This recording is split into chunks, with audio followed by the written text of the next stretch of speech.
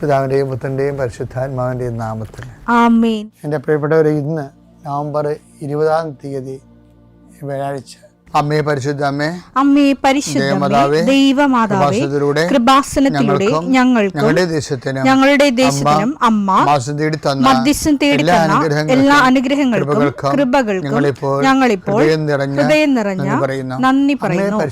അമ്മേ പരിശുദ്ധമ്മേ ദൈവമാതാവേ, 2004 ഡിസംബർ 7 ഉച്ചകഴിഞ്ഞ് 2:30 കൃപാസനത്തിൽ സംഭവിച്ച അമ്മയുടെ പ്രത്യക്ഷപ്പെടലിനെ കുറിച്ച് തിരുസഭയ്ക്ക് സമർപ്പിച്ചിരിക്കുന്ന പഠനരേഖകളുടെ മേൽ സഭാത്മകമായ പഠനം ആരംഭിക്കുവാൻ ഞങ്ങൾ പ്രാർത്ഥിക്കുന്നു. അമ്മേ പരിശുദ്ധമേ, ഭൂസ്വർലോകങ്ങളുടെ രാജ്ഞിയായ അങ്ങേയ്ക്ക് ഭൗമസംരക്ഷണത്തിനായി പ്രപഞ്ചപ്രകൃതിയെ തന്നെ തിരുസഭ പ്രതിഷ്ഠിക്കുവാൻ ഈ പ്രത്യക്ഷീകരണം വഴി ഇടയാക്കണമേ. പരിശുദ്ധമേ, ജപമാല മാതാവേ, സകല കൃപാസനം പ്രാർത്ഥനയോടും ചേർത്ത് ഞങ്ങളിപ്പോൾ പ്രാർത്ഥിക്കുന്ന ഈ കുടുംബത്തിന്റെ പ്രത്യേക നിയോഗം പറ മക്കളെ.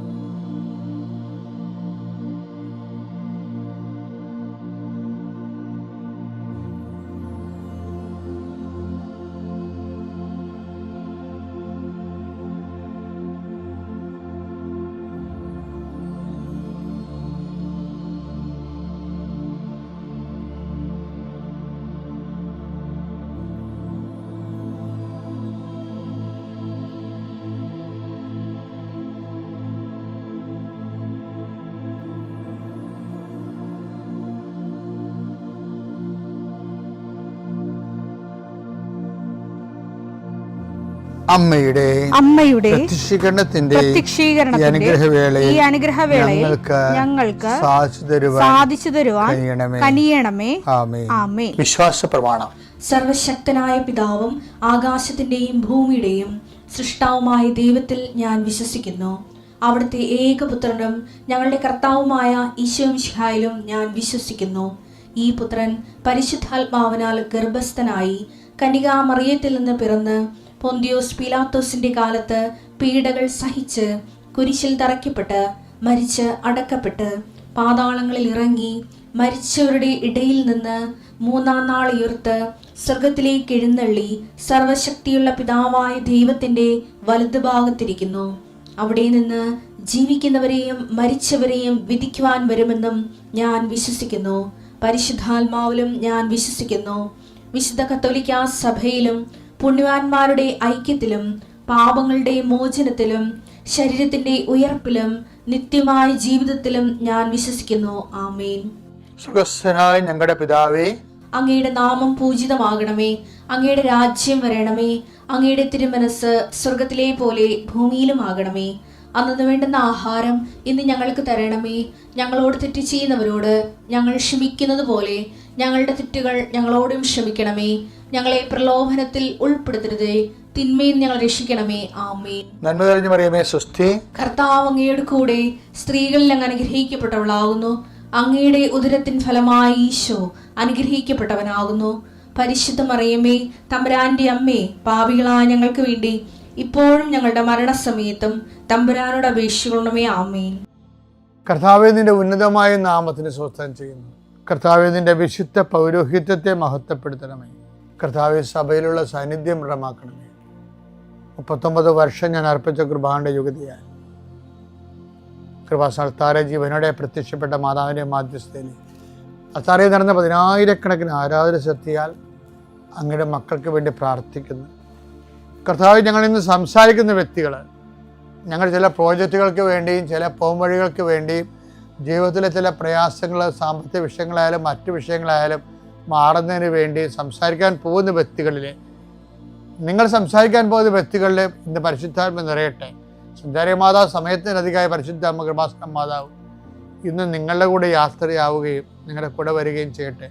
നിങ്ങൾക്ക് സംസാരിച്ച് ഒതുക്കാൻ പറ്റാത്ത വിഷയങ്ങൾ, നിങ്ങൾ സംസാരിച്ചാൽ ശരിയാകത്തില്ലെന്ന് തോന്നുന്ന സ്ഥലങ്ങളിൽ കർത്താവ് തന്നെ മറുപക്ഷത്ത് നിന്നുകൊണ്ട് നിങ്ങൾക്ക് അനുകൂലമായ ഒരു സാഹചര്യം ഉണ്ടാക്കിത്തരാൻ കർത്താവിൻ്റെ നാമത്തിൽ ഞാൻ നിങ്ങളെ ആശീർവദിക്കുന്നു. എൻ്റെ കർത്താവിൻ്റെ ഉന്നതമായ നാമത്തിൽ സഭയുടെ അധികാരത്തിൽ കുരിശടയാളത്തിൽ കൃപാസനത്താറെ ജീവനോടെ പ്രത്യക്ഷപ്പെട്ട മാതാവിൻ്റെ മധ്യസ്ഥത്തിന് രോഗപീഠകളെ ഈശ്വരനാമത്തിൽ സൗഖ്യം പ്രാപിക്കട്ടെ. എൻ്റെ പ്രിയപ്പെട്ടവരെ, പിന്നെ നമ്മൾ ഈ ദിവസങ്ങളൊക്കെ ഒരേ സബ്ജക്റ്റ് തന്നെ ഡീൽ ചെയ്യണം അല്ലേ? ഒരേ വിഷയത്തിൻ്റെ വിവിധ വശങ്ങളാണ് നമ്മൾ പറയണത്.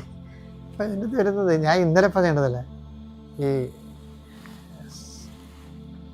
സ്വയം പ്രേരിത പ്രാർത്ഥന എന്ന് പറഞ്ഞ പോലെ സ്വയം പ്രേരിതമായിട്ടുള്ള കളകളെ കുറിച്ച് ഇന്നലെ പറഞ്ഞായിരുന്നു. വെച്ച് കഴിഞ്ഞാൽ ഇപ്പോൾ പ്രഭു അങ്ങ് നമ്മൾ നല്ല വിത്തല്ലേ വിതച്ചത്, പിന്നെ കളകൾ എങ്ങനെ ഉണ്ടായി? അത് പറയും അത് ശത്രു ചെയ്ത പണിയാണെന്ന് പറയും. അത് പുറത്തുനിന്ന് തന്നെ കളകളാണ്, പക്ഷെ അകത്തുനിന്ന് തന്നെ കളകൾ ഉണ്ടാകും. മത്തായി 13:27 വേലക്കാർ ചെന്ന് വീട്ടുടമസ്ഥനോട് ചോദിച്ചു യജമാനനെ നീ വയലിൽ നല്ല വിത്തല്ലേ വിതച്ചത്, പിന്നെ കളകൾ ഉണ്ടായത് എവിടെ നിന്ന്? കളകൾ ഉണ്ടായത് എങ്ങനെ?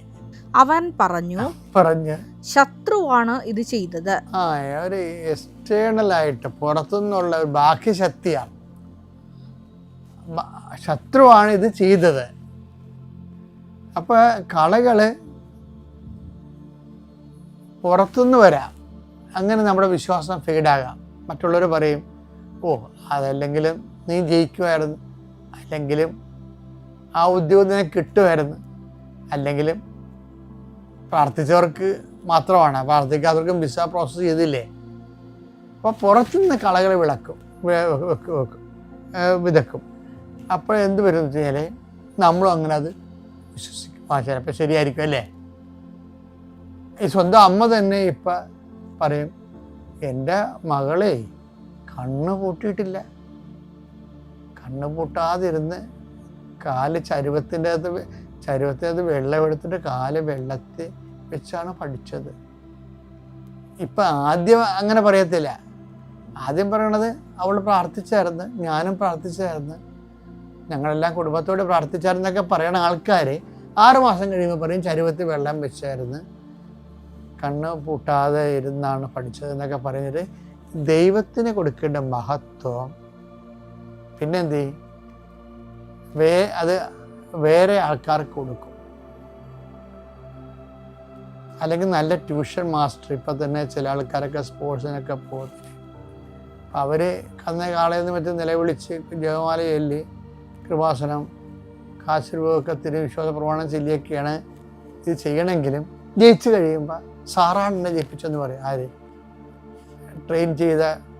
ട്രെയിൻ ചെയ്തിട്ടുള്ള ആ സ്പോർട്സിൻ്റെ ട്രെയിനറില്ലേ ആണ് പറയും. പിന്നെ മാതാപിതാക്കന്മാരെ പറയും. 3ാം കൂലിയായിട്ടാണ് ദൈവത്തെ പറയേണ്ടത്. അവരറിഞ്ഞുകൊണ്ട് ചെയ്യണതല്ല, പക്ഷെ അറിയാതെ ചെയ്താലും പണി പാഴ്സൽ വരുമെന്നുള്ള കാര്യം ഉറപ്പാണ്. ഇപ്പോൾ നമ്മൾ ശ്രദ്ധിക്കണം. അവിടെയാണ് ഈ ജമീമയൊക്കെ ഭയങ്കരമായ രീതിയിൽ ഹൈലൈറ്റ് ആകണം. എന്നാ ഈശോയാണ് എന്നെ ജയിപ്പിച്ചതെന്ന് കോടികളോട് പറയും. ഫസ്റ്റ് റെഫറൻസ് ജീസസിനാണ്. നിങ്ങൾ ദൈവത്തിന് റെഫറൻസ് കൊടുക്കണം എന്നല്ല, ദൈവത്തിന് നിങ്ങൾ കൊടുക്കണ വേസ്റ്റ് ആകാതിരിക്കാൻ ശ്രദ്ധിക്കണം. ആദ്യം ട്രഫറി, ആദ്യം ഗൈഡ്, ആദ്യം കോച്ച്, പിന്നെ മാതാപിതാക്കന്മാർ, പിന്നെ ദൈവം എന്ന് പറയുമ്പോൾ 3ാമത്തെ വേസ്റ്റാണ് ദൈവത്തിന് കിട്ടുന്നത്. അങ്ങനെയാണെങ്കിൽ മിണ്ടായിരിക്കണം നല്ലത്, വായു വല്ല ക്ലിപ്പിട്ടിരിക്കുന്ന നല്ലത്. മിണ്ടണ്ട, വെറുതെ ദൈവത്തിൻ്റെ കാര്യം 3ാമത് പറഞ്ഞ് പണി മേടിക്കേണ്ട ആവശ്യമുണ്ട്. നിൻ്റെ വേസ്റ്റ് അടിക്കാതിരിക്കണം ദൈവം. അപ്പം മിണ്ടരുത് നീ. അപ്പം എന്താ? അതുകൊണ്ടാണ് ദൈവത്തിന് കൊടുക്കേണ്ട മഹത്വം. വിശ്വാസമുള്ളവർ ദൈവത്തിൻ്റെ കാര്യം പറയണമെങ്കിൽ ഫസ്റ്റായിട്ട് പറഞ്ഞേക്കണം, അല്ലെ പറയാൻ നിൽക്കരുത്. കാരണം നീ ദൈവത്തെ അല്ലല്ലോ അവലംബിക്കണത്, പിന്നെ എന്താ ദൈവത്തിന്റെ കാര്യം പറയണത്? റോമ 1:23 അവർ അനശ്വരനായ ദൈവത്തിന്റെ മഹത്വം നശ്വരനായ മനുഷ്യന്റെയോ പക്ഷികളുടെയോ മൃഗങ്ങളുടെയോ ഇഴജന്തുക്കളുടെയോ സാദൃശ്യമുള്ള വിഗ്രഹങ്ങൾക്ക് കൈമാറി. ഇതുപോലെ ഈ ദൈവത്തിന് കൊടുക്കേണ്ട മഹത്വം വേറെ ആർക്ക് കൊടുത്താലും എപ്പോഴും നമ്മൾ സംഭവം, നിങ്ങളുടെ പരിഗണന പട്ടികയിൽ ദൈവം ഉണ്ടെങ്കിൽ അത് 1ാം സ്ഥാനത്ത് വരണം, അല്ലെ പിന്നെ മിണ്ടാതിരിക്കണം. അതാണ് ജെമീമ അവിടെ വിജയിക്കുന്നത്. അവൾ 1-ാം സ്ഥാനത്ത് കർത്താവിനെ കൊണ്ടുവന്നു. പിന്നെയാണ് കോച്ചും പിന്നെയാണ് വീട്ടുകാരൊക്കെ വരുന്നത്. ഇവർ തെറ്റാണെന്നല്ല പറഞ്ഞത്, റെഫറൻസ് നിൻ്റെതാണ്. അപ്പം നീ അത് സൂക്ഷിച്ച് കൈകാര്യം ചെയ്യേണ്ടത്. എന്ത് നന്ദി പറഞ്ഞാൽ ദൈവത്തിന് പറഞ്ഞില്ലേ കുഴപ്പമൊന്നുമില്ല. പറയണമെങ്കിൽ 2-ാം സ്ഥാനത്തോ 3-ാം സ്ഥാനത്തോ ഒരിക്കലും പറയരുത്. അത് പറഞ്ഞ് പണിമെടുക്കാൻ തുല്യമായിരിക്കും.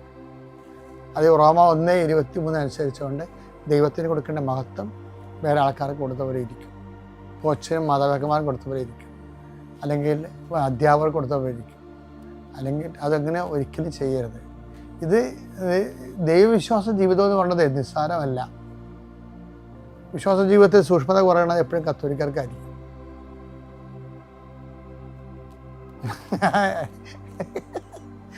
ഞാൻ പറഞ്ഞിട്ട് എത്രയോ ഞാൻ പറയുന്നുള്ളത് ആൾക്കാരെ.